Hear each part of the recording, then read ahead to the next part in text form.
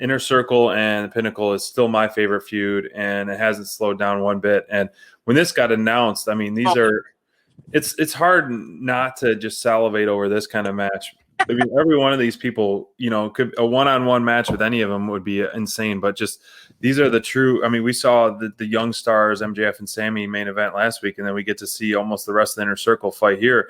And so, I mean, I was absolutely thrilled for this, man. This was just so great.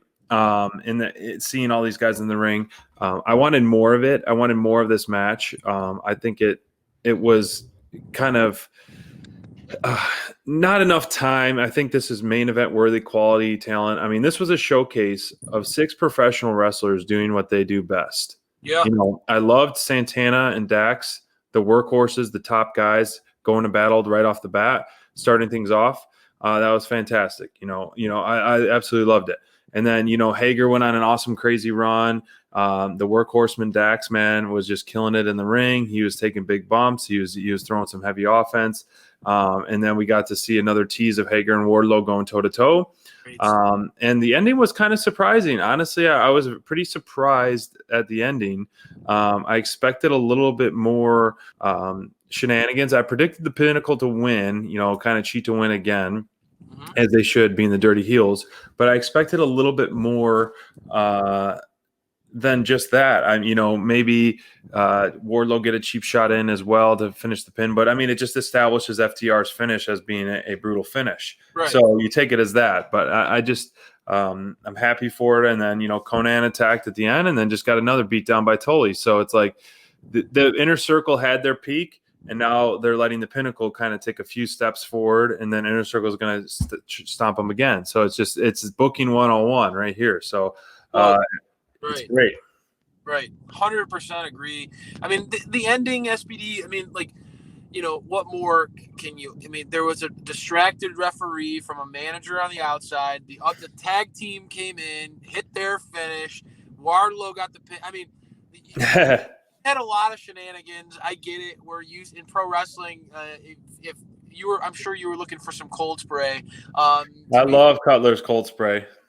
But big picture, I felt like, the thing, I agree with you on the fact that it felt like this match, it had more to give. And I think that maybe that's because, it did suffer from some of that picture-in-picture. Yeah. I'm not alone. The picture-in-picture break hurts when you're really trying to get invested in a match. I don't want to. I understand the promos that commercials are needed, and I'm grateful that I get to see the action while there's a commercial going, I guess. But it just some of the placement, it hurt this match a little bit. That said, I'm focusing on the positive. I'm with you, man. I feel like every time we get to see Wardlow in action. It feels like a big deal, and like the aesthetic of the look. He had the black singlet with the green, and FTR had their green trunks on tonight. So I like their combo for sure. Pinnacle did a nice job of kind of having that seamless look, and it really, man, like we talked about this so many times about rolling the dice and just getting any kind of combination. This was a nice, smart matchup of 2 trios groups that really made a lot of sense together. And there's, for me, like seeing that tandem offense, it's a lot of fun. You get to see the different styles at play with the powerhouses, with Hager and Wardlow. You get to see that more of a technical kind of grind them out kind of style with Dax and FTR. And that true brawler mentality and the seamless move. I mean, Santana and Ortiz tonight had a lot of moves in their arsenal that were showcased their teamwork. FTR, they're so good. FTR is really well known for doing that tandem offense. They hit that big rig at the end to get the win. But at Santana and Ortiz tonight really they showcased what they're capable of, and it made me want to see these 2 teams go at it that much more. We're salivating over it, man. We talked about it, like 2 of the best teams, 2 tag teams in the world, 2 of the best tag teams in the world, Santana Ortiz, Proud and Powerful versus FTR, Dax and Cash. when they finally go toe to toe, that house is going to be torn down, and I cannot wait for that. This is a dream one we've been waiting for a long time. We are on, both their sides, and we're going to be rooting for both of them just because we love professional wrestling and we love what they both can give. Absolutely. So, and just based off win-win. Just based off of pure like in-ring talent alone, that's a great match, right? Sure. When you add the fire and the vitriol that we've seen play out for half of a year now, between the Inner Circle and the Pinnacle, and how bloody and just look at you now. Yeah, baby, I love that line still to this day. I know how personal this has gotten. That feud, and then again, two teams that pride themselves on being the best in the world. I mean, there's so many layers. This fire is going to be a roaring bonfire. This match is going to be absolutely ridiculous when we get to finally see FTR versus Santana Ortiz, two on two, basically mano a mano in the middle of the ring. That's going to be one of those matchups that's going to be a banger. They're building this so well. This story is another example of slow playing it and letting us, build that anticipation. When that match happens, it's gonna be special.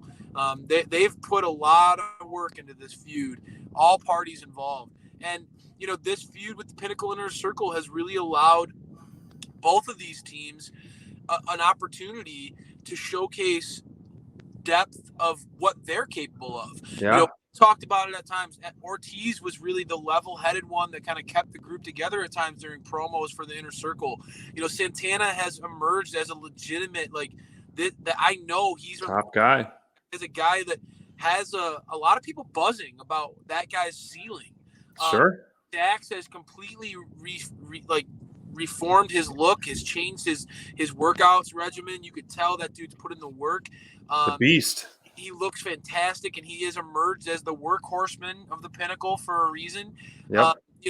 Cash has always been that guy to me who was the powerhouse of that group, and he had no problem, dominating it at times. And now it feels like Dax has kind of met him when it comes to that power that he can bring. Sure. I love what we've seen out of this, and I think that both teams have elevated their star power and really their skill set of what we know they can do through this feud. I think it's really gone a long way, and that's saying something as a fan of both of these teams for a long, long time.